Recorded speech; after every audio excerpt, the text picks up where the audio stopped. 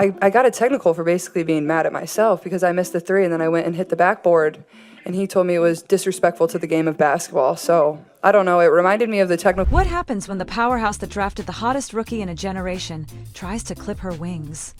What are the consequences when an entire franchise decides that they know better than the very star they paid millions to showcase? That I got in college where I said, damn it, where it's like a personal frustration.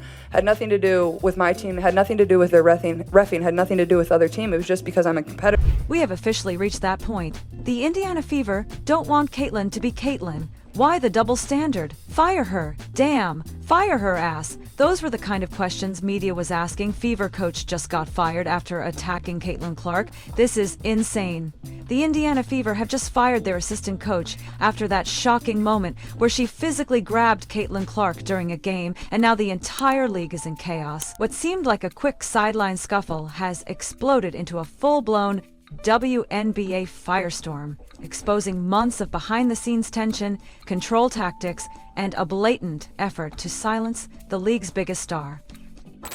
So it looks like the Indiana Fever head coach has parted ways with the team. Yes, now granted, June's blowout against Connecticut was supposed to be a celebration of Clark's brilliance. Instead, it became a breaking point. Up by 20 points, Clark sank a step-back three that sent the crowd into a frenzy, then strode toward the bench, arms aloft in triumph. Rather than high fives and pats on the back, she was met with a tug on the arm as an assistant coach yanked her down mid-celebration. That single act, caught on video and viewed millions of times, was more than a coaching misstep. It was the final straw in what turned out to be a calculated campaign to suppress her spirit. at times she struggled. I would say in the beginning of the season, there was definitely a bit of a learning curve on how. In the 3 games that followed, the transformation was impossible to ignore.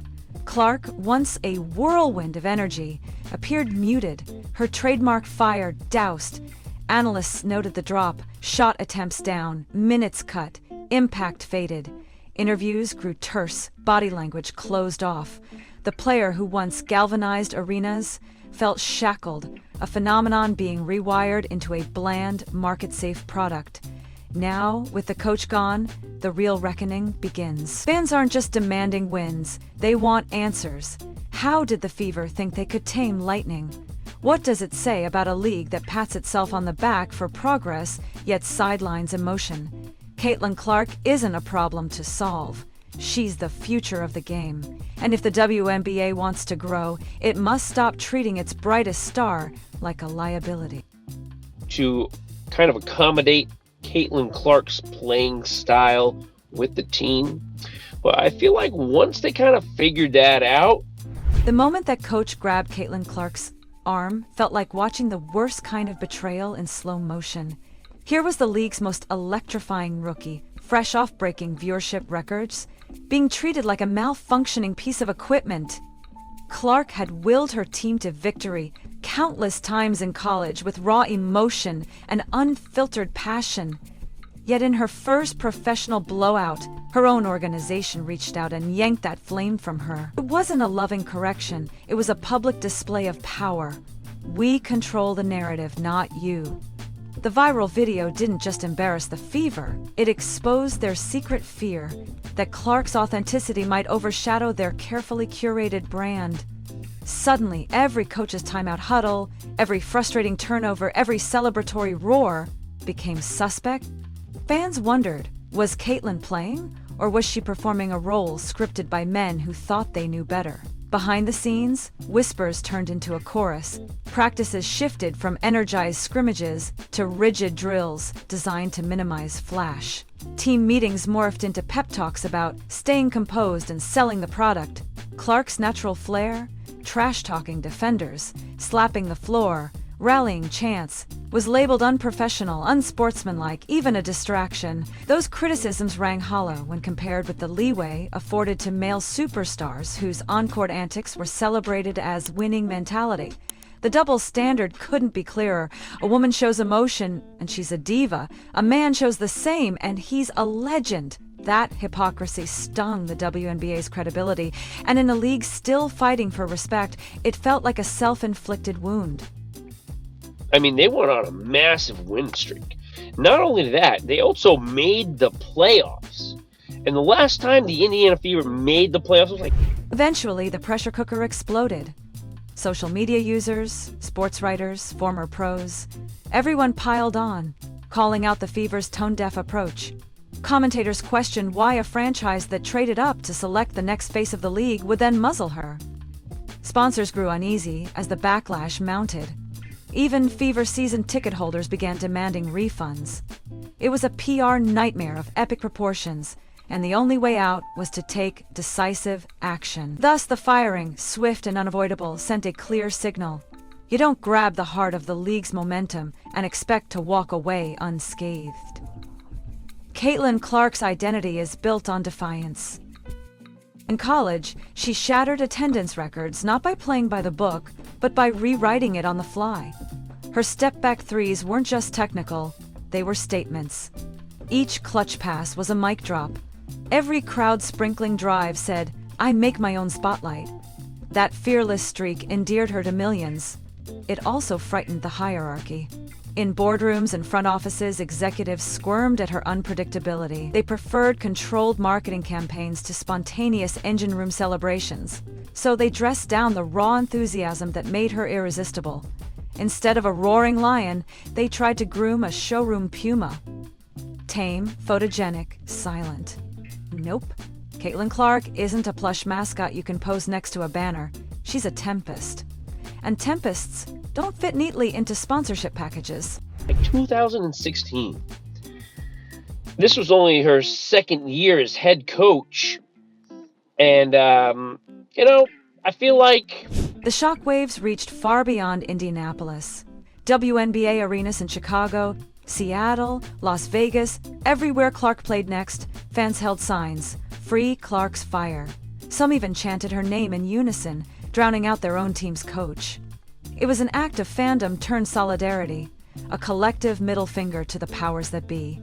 Social media threads erupted with highlights of Clark's prefix performances, squeezed passes, celebratory chest bumps, mid-court dances. Tributes poured in from allies in every women's sport, arguing that no athlete should have to check her soul at the door. In a league struggling for mainstream relevance, this grassroots uprising underscored an undeniable truth: passion sells. Sponsorship executives took note. Advertisers sensed opportunity. The game's greatest asset had been nearly locked away, and fans made it clear they'd pay top dollar to reclaim her. Because of the new reset timeout, Indiana has not yet used. Chicago never wanted her to not be aggressive and take shots. Meanwhile, inside the Fever's practice facility, tension crackled like static. Coaches tiptoed around Clark, hesitant to engage her signature flair. Teammates offered half-hearted nods instead of full-throated roars. The locker room morphed into a laboratory of caution, where every gesture was measured against an invisible rulebook. It was no wonder Clark's performance dipped. How could you expect a wildfire to burn when you starve it of oxygen? Even when the Fever eked out narrow wins, the hollowness lingered. Spectators sensed they weren't watching genuine triumph, but a diluted parody. The very essence of competitive sport, raw emotion, had been outsourced to consultants and sanitized through press releases. And in that sterile vacuum, something critical died: joy. When Caitlin Clark's shot attempts plummeted after that fateful grab, pundits chalked it up to rookie slumps or opposing game plans. But those who watched closely recognized a deliberate suffocation. Clark, famed for firing off 30 attempts in a single game, saw her looks trimmed to half that number. Her free throw trips dwindled.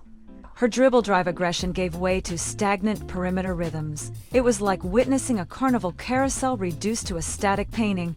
Worse, her body language betrayed her frustration. Shoulders hunched, eyes downcast, smiles forced. That transformation gave rise to the most damning accusation of all. The Fever wanted Clark's cold efficiency, not her blazing energy. I really thought when she went out in transition after that free throw, I thought she was gonna take it to the rim or pull up right there. That would have been a great shot. Critics pointed to the refereeing as further evidence of bias. In the same Connecticut game, Clark was poked in the eye and shoved without any whistle. Officials later admitted they blew key calls, but no retroactive suspensions followed. Instead, threats circulated that Clark could be penalized for drawing too much attention. Imagine that. The league's top highlight reel labeled an infraction. Meanwhile, hard-nosed veterans who toe-checked her or elbowed her in the ribs walked away with a stern look. Was WNBA officiating about fairness, or a covert campaign to temper Clark's presence? The optics were ugly. Fans felt cheated, as if the microcosm of the court mirrored a broader struggle against any woman who dared to upend expectation. Even seasoned commentators found themselves at a loss. They had grown accustomed to praising grit, swagger, and bravado in male athletes, Jordan's trash talk, Kobe's fire, LeBron's showmanship. Yet when Clark delivered the same theatrics, the narrative shifted. She was unruly, uncoachable, a distraction. That double standard ignited fury across sports media. Op-eds demanded apologies, podcasts featured heated debates, Twitter exploded with the hashtag #LetClarkPlay. Advertisers worried that continued controversy might taint their brands. The Fever's leadership realized this was no longer a locker room issue, it was a cultural flashpoint. Fixing it would require more than a trimmed bench or a public statement. It demanded a reckoning over who controls women's sports narratives and whether authenticity has a place in the modern game. I tried to get her to practice on me, her stand-up bit, but she won't do it. So she's got to save it for everybody, but I'm sure it'll be really funny knowing her. The firing itself was swift. A 2-sentence press release announcing mutual differences in direction. Anyone who reads between the lines knew what had happened. The assistant coach who grabbed Clark's arm was out, effective immediately. No exit interview, no loyalty pledge, no Coach of the Year consolation. Just a clean cut. The Fever brass hoped the public would move on, that the outrage would die down. But confidence in the franchise had been battered. Season ticket renewals dipped, merchandise returns spiked. The team's Instagram comments became a battleground of angry fans and wary advertisers. It was clear you can fire the coach, but you can't fire the storm. Meanwhile, Caitlin Clark herself remained eerily composed. In her next post-firing interview, she spoke in measured tones, refusing to throw punches, yet every word dripped with meaning. I'm here to play basketball, not to be a mascot. That restraint only fueled speculation. Was this the calm after the hurricane, or the quiet before her true return? Either way, Clark had reclaimed control of her narrative. She transformed from victim to victor, using silence as her most potent weapon. Public sentiment swung hard in her favor. Teammates rallied around her in pictures, former opponents praised her resilience, and fans flocked to games in record numbers once more. The league sensed a turning tide. Clark, it seemed, held more power than any team structure. She's just very sly and witty and always has something to say, like, less than a second after you say something. So I don't doubt that it's going to be amazing. Now the question looms. Will the Fever learn from this fiasco? Or will they revert to old habits, trying to box in the very spark that drew them to her? If history is any guide, organizations often settle back into rigid routines, afraid of the unpredictable. But locking away an athlete's essence only guarantees mediocrity. Caitlin Clark isn't a product you can engineer. She's a force of nature you either embrace or you lose. And as the WNBA watches its ratings soar whenever she's on the floor, the choice becomes stark. Foster authenticity or watch the audience chase the next genuine revolution. The ripple effects of this saga have reached every corner of the league, forcing teams to rethink how they manage star talent. Suddenly, front offices everywhere are asking themselves whether they have the courage to let their standout players express themselves fully. No more muting the music when the drum solo hits its peak. If the WNBA wants to keep growing, it must embrace the chaos and electricity that players like Caitlin Clark bring. Otherwise, it will be left with a hollow product, sterile and forgettable. Last game, ready to fire at all times. Fever didn't allow 20 in any of the 4 quarters against Chicago. They've allowed 31 here to Atlanta. Sponsors, too, are at a crossroads. Some had already begun pulling back, wary of being associated with a league perceived as stifling its biggest draw. Others are circling, eager to position themselves on the right side of history. They recognize that authenticity resonates far deeper than any scripted ad campaign. The smart money now backs unfiltered passion, exactly what Caitlin exemplifies on every possession. Television partners have taken notice as well. Networks that broadcast WNBA games saw viewership spikes whenever Clark was on the court. Without her, ratings slump, ad revenue dips, and interest wanes. Broadcasters are quietly lobbying the league office to ensure Clark remains in the spotlight, not hidden away.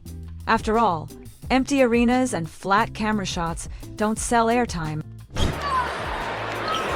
Dug themselves into an early hole here. Clark looking to get going. Oh, that's a deep three. Over. Inside the locker rooms of rival teams, there's a quiet admiration for Clark's fight. Veterans who once dismissed her hype now tip their hats to her resilience. They've watched her endure late-night drills aimed at taming her style, only to return each game more determined than ever. That unbreakable spirit commands respect, even from those who try to guard her. Coaches league-wide are now rewriting their playbook. They know they can't simply draft a dynamic rookie and then try to squeeze her into their existing mold. Instead, they're building systems that highlight personality and flair.